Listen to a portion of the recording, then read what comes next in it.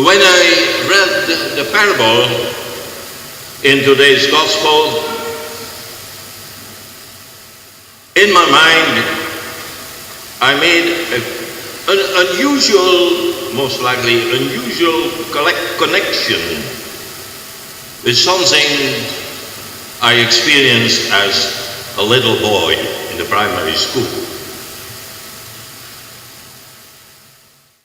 In those days, we didn't have TV or movies or videos, but we had school dramas. I don't know whether you had the same, but we had school dramas once in a while. And I remember in particular one school drama about two friends, schoolboys like we, by name of Bot and Rades. Although they were great friends, they were totally different characters.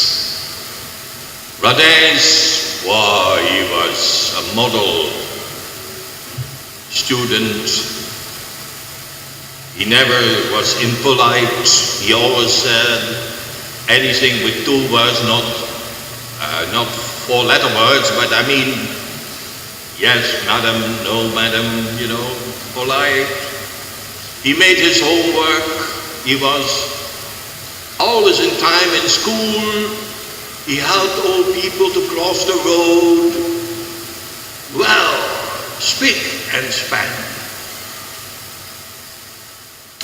Whereas Bart, his friend, was just the opposite.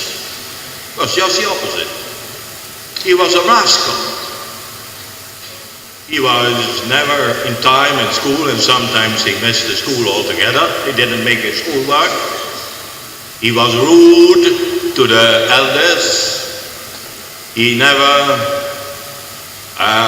was totally honest. He was very often lying, stole apples and pears from the neighbor's garden. And if there was a fight, you could take it for granted. Bot was in it. But just before he died, he did one good thing. He gave $1 to a poor lady in an act of unexpected mercy. I said just before he died, meaning that both boys got involved in a road accident and they died young, and together they were standing before the judgment seat of God. In the old-fashioned way, God was sitting on a throne, and in front of him was a pair of scales balanced to measure out the good and the bad of a person, and there was an angel with a book who called off the merits and demerits of the particular person which was on the scales, or at least these were on the scales. No, yeah, Rades, no problem. Everything was spick and span. He did his homework in time. He spoke with two words, politely, helped the people to cross the road, and up the scale came. But then God said, well, okay, Rades, you have done well, enter my heavenly joy. But then came Lot. Oh my God, a disaster. One thing after another was weighing down the scale.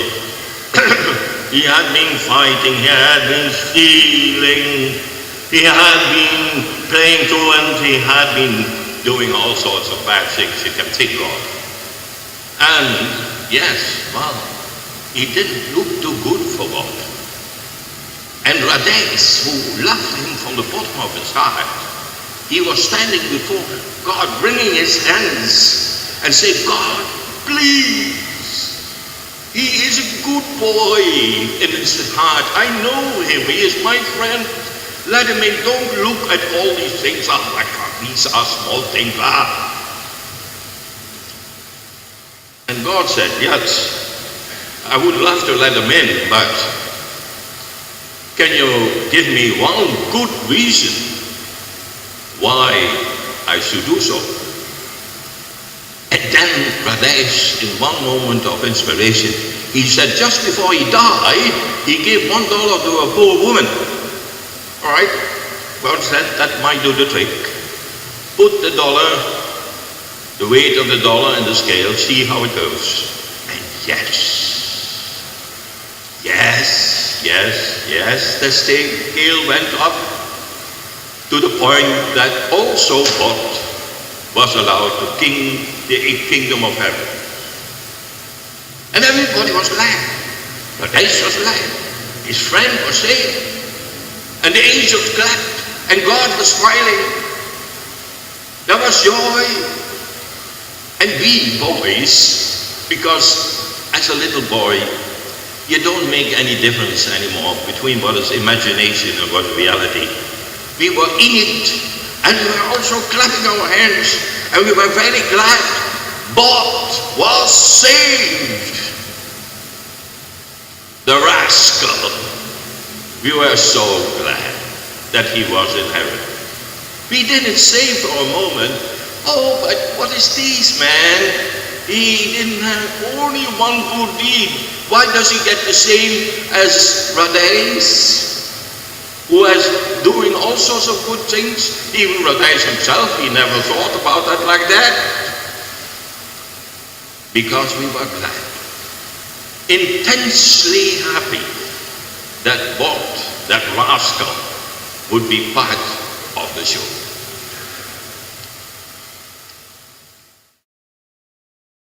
Now, what has this got to do with the gospel, you may wonder? Well, the gospel is basically a parable, I guess, about generosity. The workers who had done a happy day's work in the landowner's vineyard were unhappy because the men who came last have done only 1 hour, they said, and you have treated them the same as us. Whereupon the landowner replied, now, what is your problem? I'm not cheating you, am I? I did not give to all of you the basic salary. Didn't I give to all of you the basic salary we had agreed on of 1 denarius each? If over and beyond that, I have decided to give somebody a bit more, what is that to you? Am I not free to do with my money whatever I like? And then it comes. Why are you envious? Because I am generous. And here I think we have one of the main points of, if not the main point of the gospel of today, generosity. You see, we who work in the kingdom of God, we must certainly try to be fair and just with one another as much as we can. But that is not enough. We cannot serve God properly. We cannot properly work in His vineyard if we want to give to our neighbors only and exactly what is fair and just. Fairness is good for a referee in a soccer field. Fairness is good for a business contract between an employer and an employee. But for a worker in God's vineyard, it is not enough. Like God, we must learn to live in a spirit of love and generosity.